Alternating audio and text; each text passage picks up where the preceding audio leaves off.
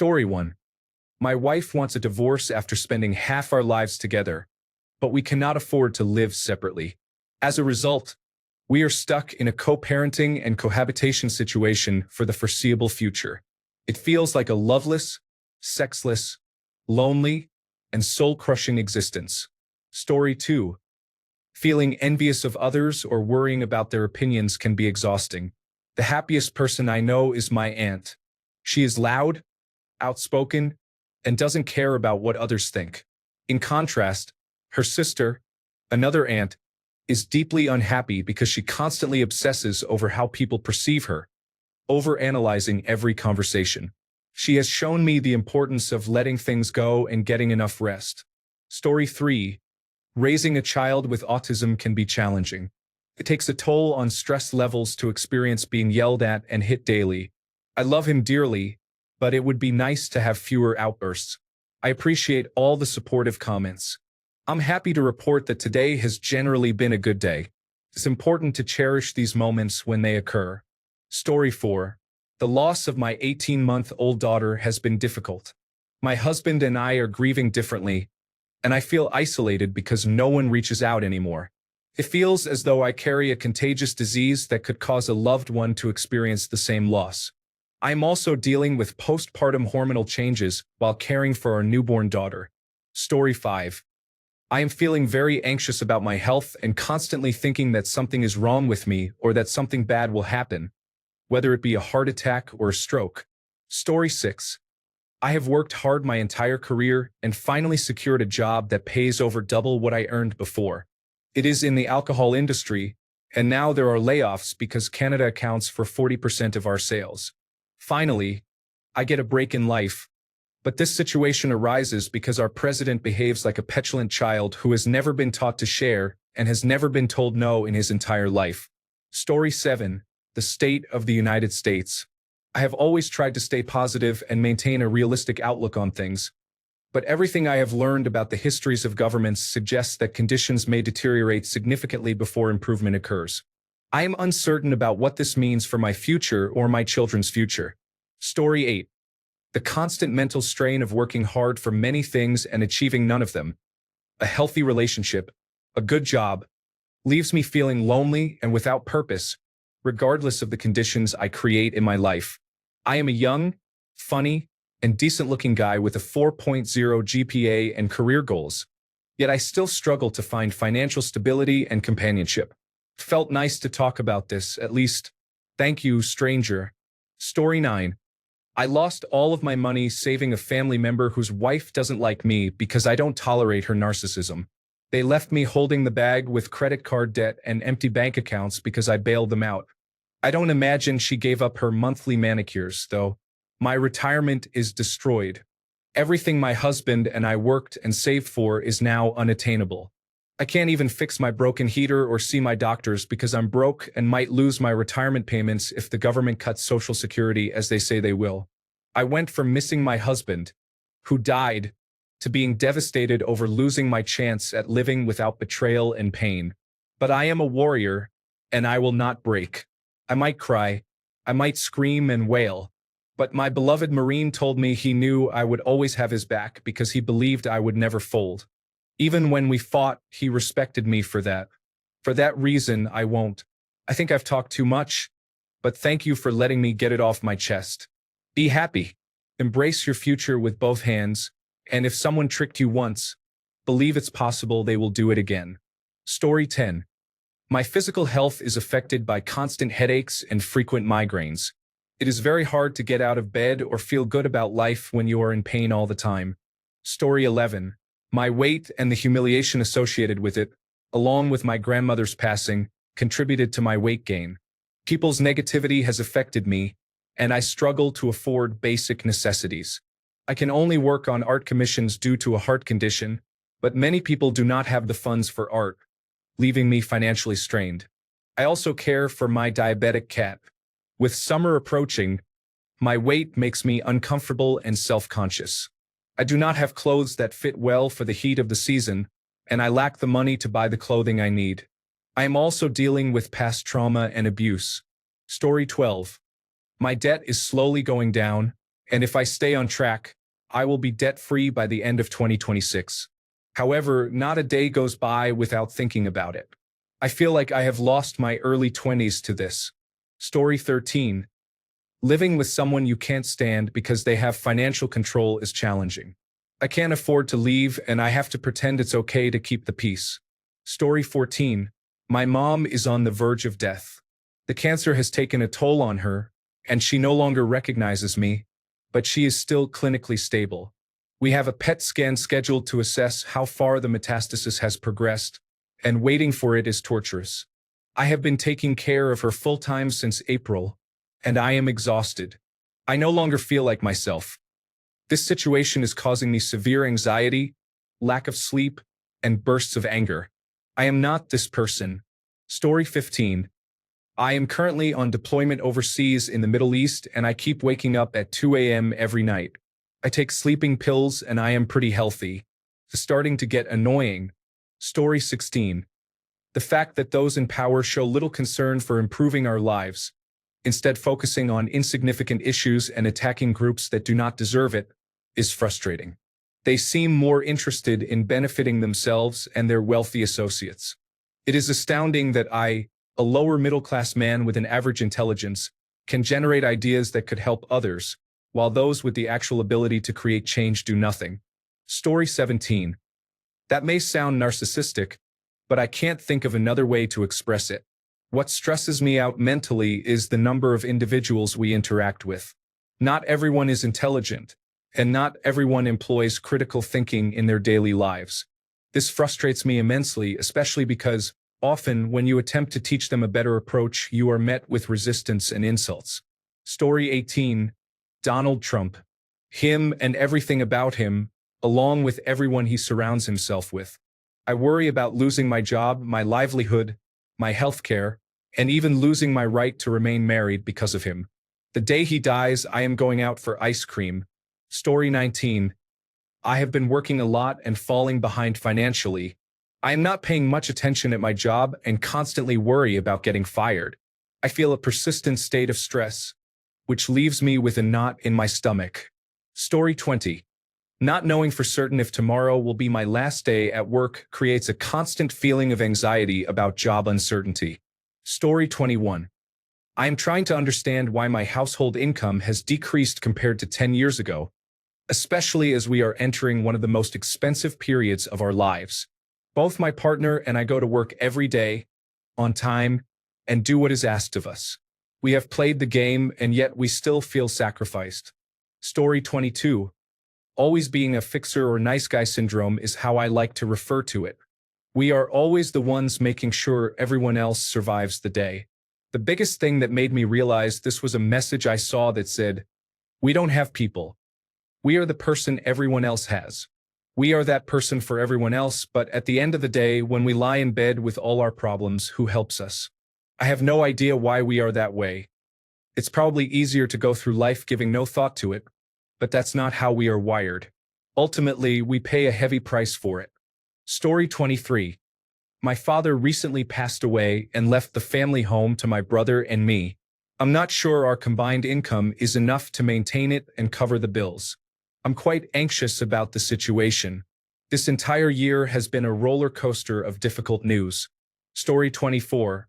The United States is turning into a joke on the world stage thanks to Donald Trump. I feel ashamed to be an American, even though I logically know I shouldn't be ashamed on behalf of someone else's actions. Story 25. I'm unable to fully address my post-traumatic stress disorder, and I can't seem to find someone who can assist me, as the general response is that they do not know how to help. Story 26. I feel utterly hopeless and behind in life. I've never truly found my footing, and socially, I feel like I'm on the outside looking in. I'm too anxious to eat, and I'm struggling with the self-hatred that plagues my mind. I'll never own my own house because I'll forever be in debt from medical expenses. All because my brain decided to malfunction at 28. I'm afraid of having another episode of seizures and the horror that takes over my mind just before they begin. I don't sleep well anymore because I have nightmares. I feel the love of my life slipping through my fingers, leaving me with a deep, aching pain that sharply pierces my soul. The funny part is that most people think I have my life together and that I'm happy. But that's just a facade. I'm a joke. And all I can do is laugh at myself. Story 27. I can't seem to escape intense panic attacks, crippling depression, and anxiety. Nothing I used to do or tell myself works anymore. I'm waiting to start my first session of eye movement desensitization and reprocessing therapy. But how long will it take for me to actually see a difference? I don't expect to recover immediately, but this constant feeling of despair is exhausting. I just want to feel like I can breathe without worry. Story 28, Trump. And not just my mental health.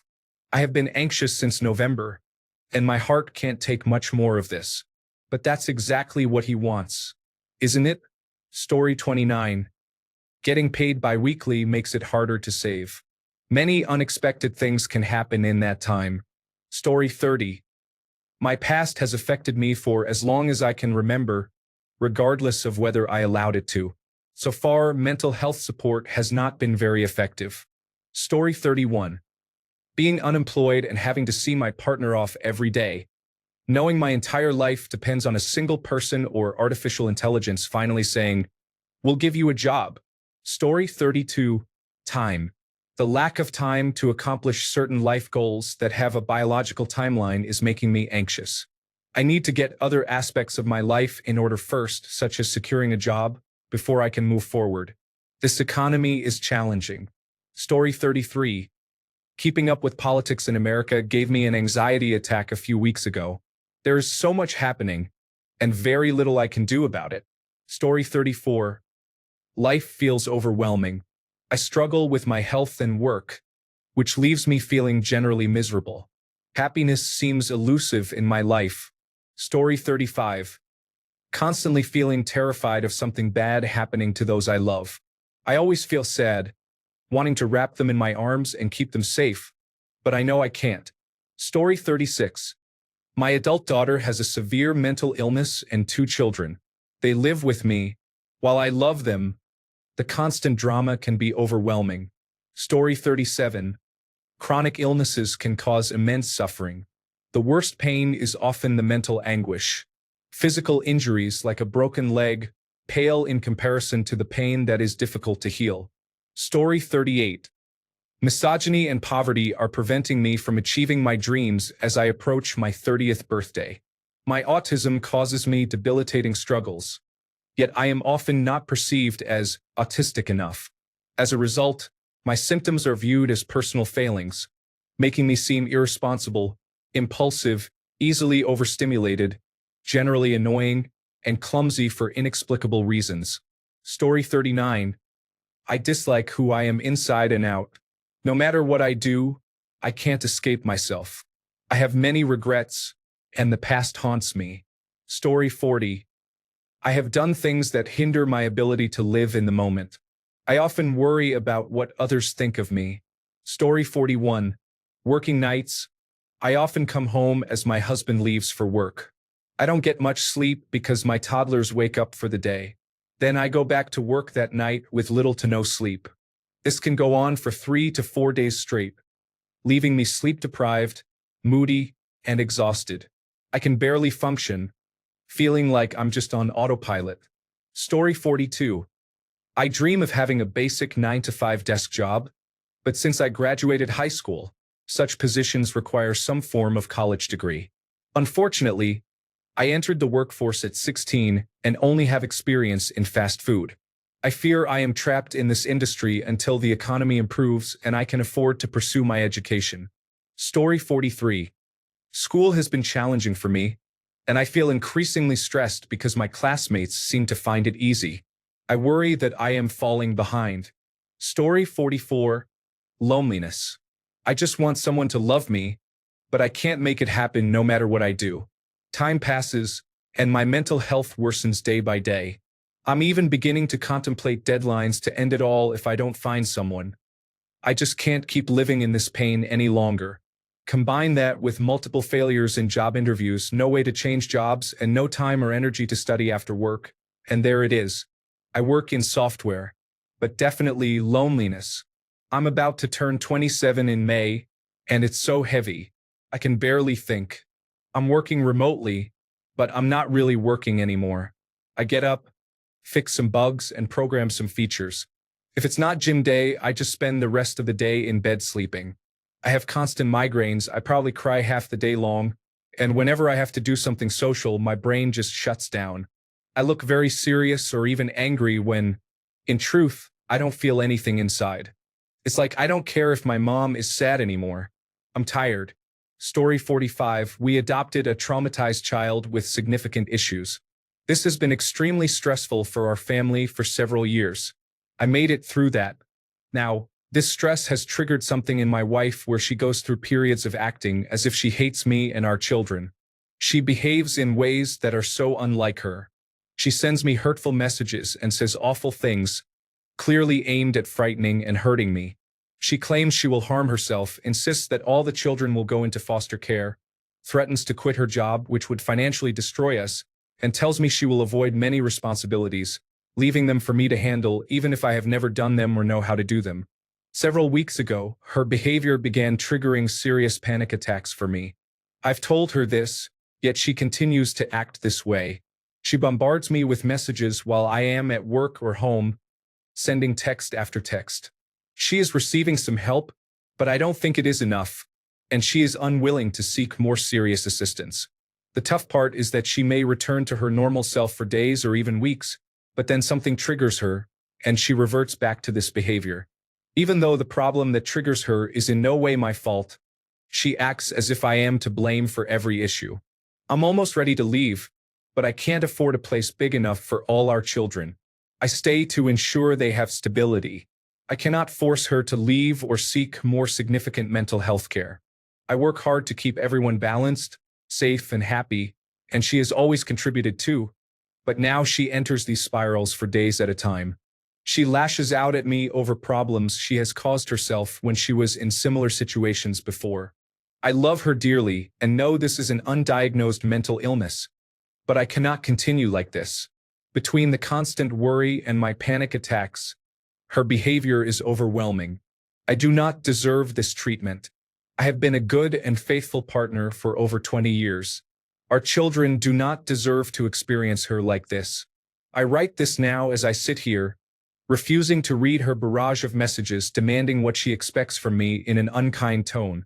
It is challenging because I left an abusive marriage years ago to start a life with her.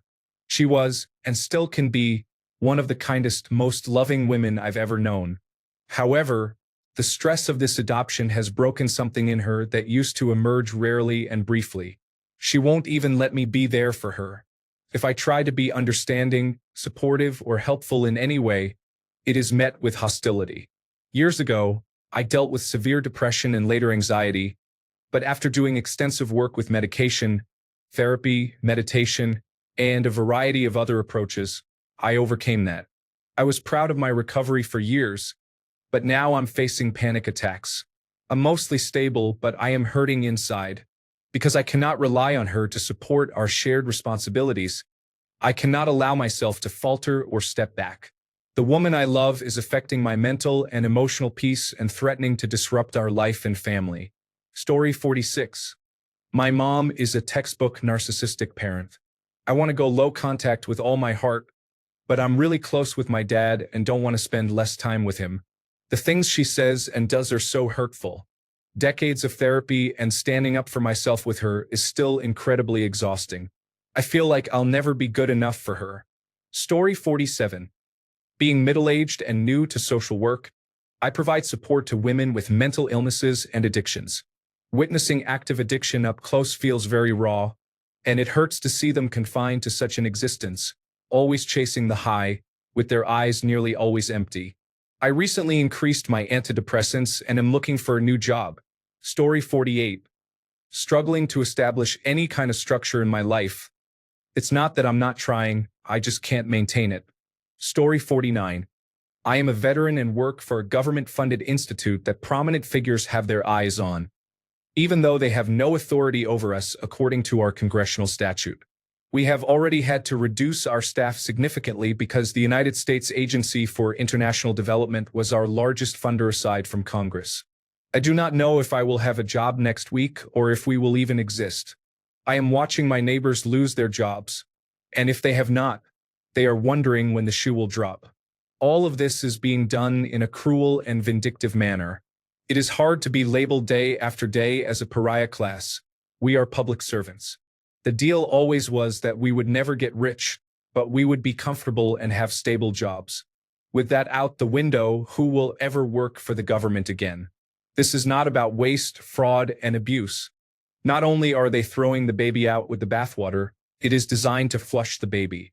I work to help prevent and resolve conflicts abroad. I have watched governments collapse, and I am trained to identify the signs. I am not saying that is what is happening, but if someone were to take control of the reins of power and seize control of a government, this is the playbook. The constant onslaught of news alerts reminds me of that, but I cannot turn them off. It is better to be scared than uninformed. Additionally, my husband works for one of two companies sanctioned by China in retaliation for tariffs. Their stock is declining, they are facing layoffs, and he is uncertain about his job as well. Furthermore, we are halfway through and tens of thousands of dollars deep into a surrogacy journey that we are unsure we can afford to finish. I am trying not to be bitter, but it is difficult not to be. To be honest, I am more terrified than anything. I do not know how we get out of this vortex. This situation could deteriorate rapidly. I feel like we are being targeted and are 2 steps away from being rounded up. Every instinct in my body is telling me to pack up and get out while we still can. Story 50. My chronic illness, having only one friend, and the constant feeling of being on the verge of a massive panic attack. Story 51. I have complex post-traumatic stress disorder from being raised in an emotionally repressed religious family. I married an emotionally repressed missionary, but she divorced me because she grew tired of my disability. Now, I'm trying to pick up the pieces and create something new from this experience. Story 52.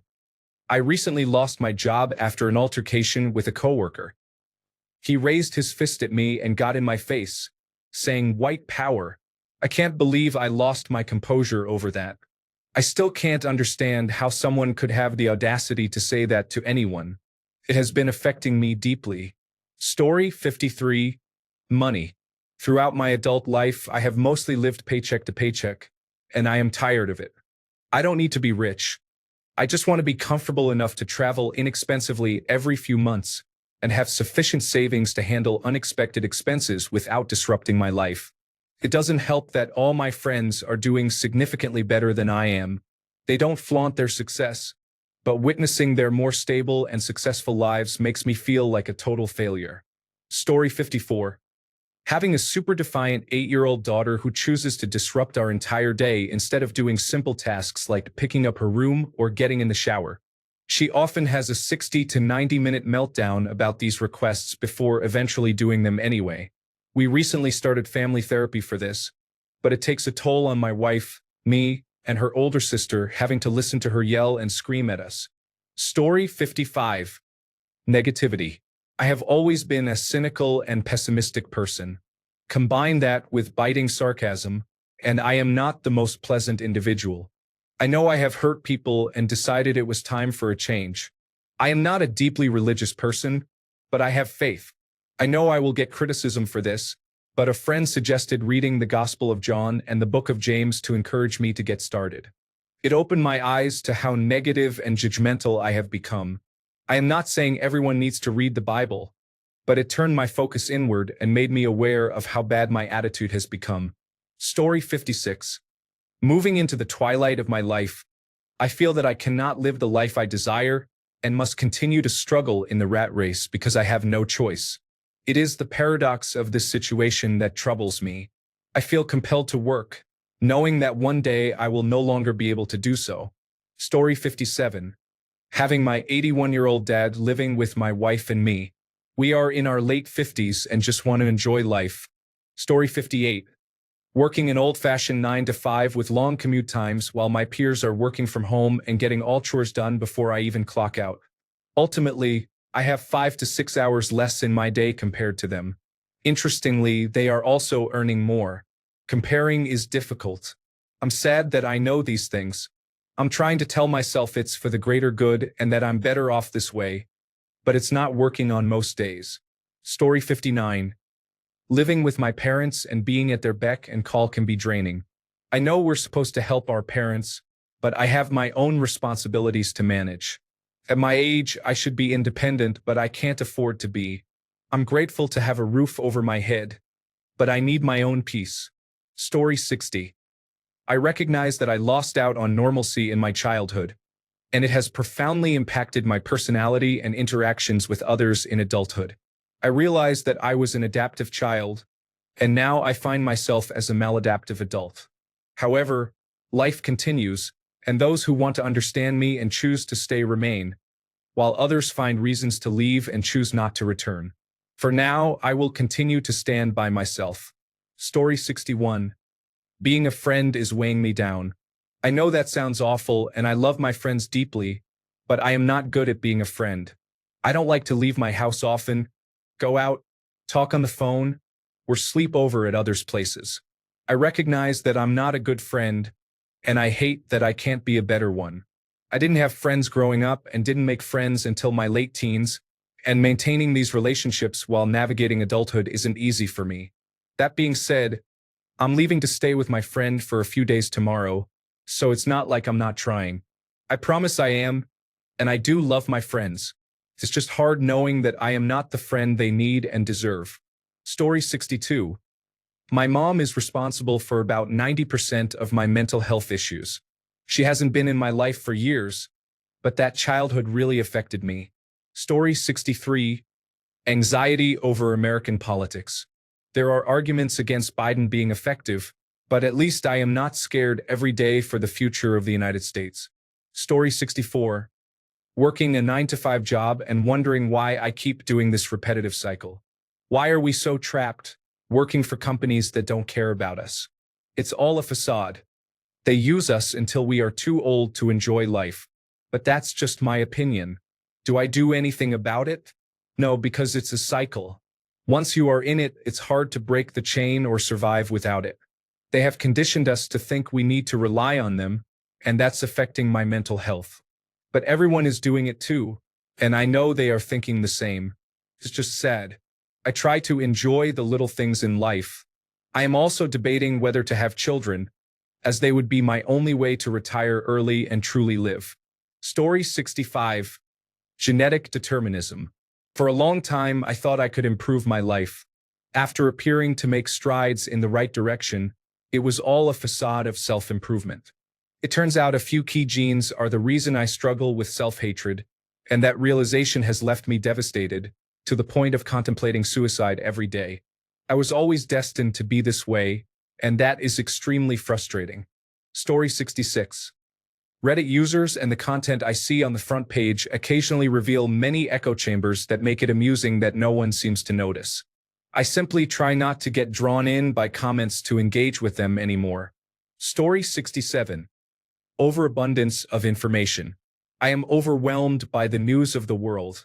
I am trying to come to terms with my grandfather and brother being in the hospital consecutively, while also trying to manage my daily life.